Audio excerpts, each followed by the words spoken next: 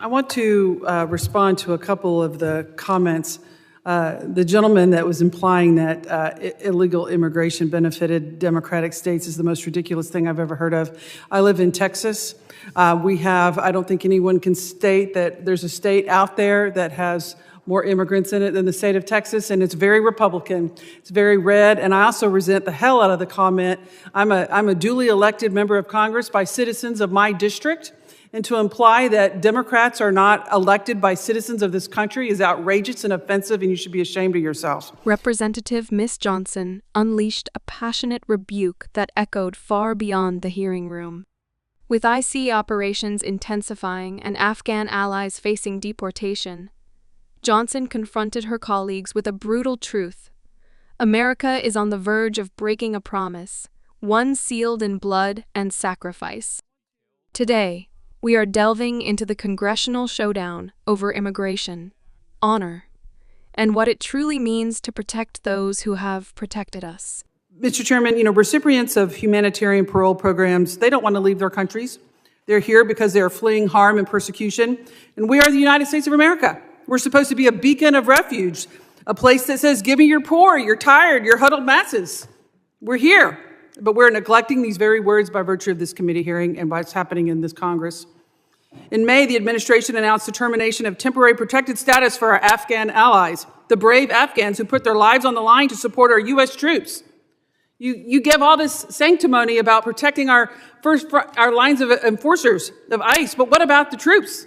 What about the people who put their lives on the line in foreign countries and we had to solicit assistance from brave people in this country who risked their lives to make sure that our troops were safe and that our mission could be handled? And we said to them, if you help us, we will be there for you, but not anymore. So now the U.S. is home to over 200,000 Afghan allies. President of the nonprofit Afghan evac and military vet Sean Van Dever said, we made a promise to our Afghan allies, and fulfilling that promise is not just a policy. It's about integrity. It's about honor and honoring the commitment. Thousands of troops are rallying behind our Afghan allies because they know the countless American lives there were saved because of them and their bravery. They bled and died for our country, and how are we repaying them? By sending them back with a death sentence. I find that to be morally outrageous. It is wrong. What is happening? What is happening? All you who serve bravely in our military, who love to parade pomp and circumstance about the role and honor of our U.S. military, and here we have citizens of another country who will be killed and executed because they helped our men and women who bravely serve.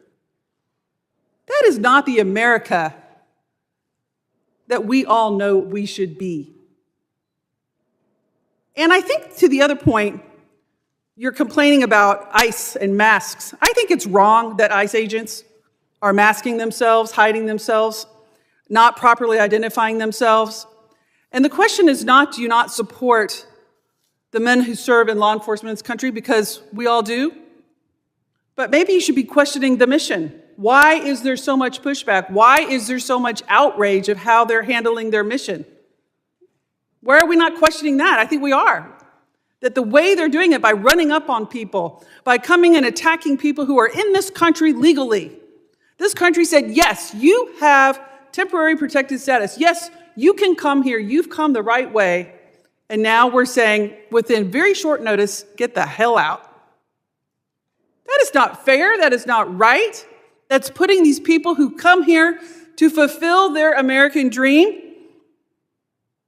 the tired, the poor, the huddled masses, come here and you can be free. It's just so wrong. And I think what we're seeing here is an outrage by the American people. And it's the leadership of this administration that is sending these agents into dangerous, harmful activities that are causing such a public outcry. Mr. Breyer, I have a question. Can you please explain the consequences for the lives of these Afghans and what's going to happen to them when America breaks its promise to them and sends them back to be executed in Afghanistan for helping the United States of America? Yeah, so about 70,000 Afghans were paroled into the United States. They came legally during the evacuation. I guess the opposition to that would be that we should have left them all there to be killed. I prefer that we did what we did. Some bad actors were part of that group. We identified those people, and that's appropriate. That's what vetting should do. But the vast majority of the people that we evacuated were people that we should be protecting, and we should allow them to stay here permanently with a permanent status. We shouldn't have a temporary protected status. We should allow them to stay permanently, and there's legislation to do that. In 2021, when the U.S. withdrew from Afghanistan, tens of thousands of Afghans who aided American forces were promised safety. Over 70,000 of them were granted humanitarian parole, a temporary legal status. They risked everything, facing down the Taliban, gathering intelligence, and protecting American troops. Many bled and died for the United States. However, in May, the Biden administration announced the termination of temporary protected status for these individuals. In short, the U.S. is preparing to deport them, knowing full well the danger that awaits. Representative Johnson did not mince words. How are we repaying them with a death sentence?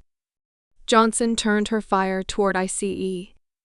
She criticized masked ICE agents for operating without clear identification and for targeting people who had legal standing, people who followed the rules. People were told they could stay temporarily, and now, with little warning, told to leave. It is not about law enforcement, she argued. It is about mission. When agents are arresting people who followed the legal process, what kind of message does that send? And what kind of country does that make us? Representative Johnson read the words of military veterans and advocates who are sounding the alarm. One, a veteran and president of Afghan Evac, said it plainly. This is not just policy. This is about honor. Thousands of troops are standing behind these Afghan allies, urging Congress to act. They know the price paid in combat. They know the cost of betrayal. Deporting these people back to Taliban-controlled Afghanistan is, for many, a death sentence. If you believe in truth, justice, and keeping our word, do not just watch. Join us. Hit the subscribe button below so we can keep amplifying the voices that matter. There is a path forward. Legislation exists that would grant permanent status to these Afghan allies. But it is stalled. Politics, again, is blocking promises from being fulfilled. So who will step up? Will the same lawmakers who constantly praise the troops fight for the people who kept those troops alive? Or will they turn their backs and let silence speak louder than valor? This is not just an immigration debate. It is a question of character. Who are we as a nation if we abandon those who believed in us? Representative Johnson's words were not just a passionate speech. They were a challenge to Congress and the country. America made a promise. The world is watching to see if we will keep it. Do not forget to like, subscribe, and drop your thoughts in the comments. Should the U.S. protect Afghan allies, or have we already lost our moral compass?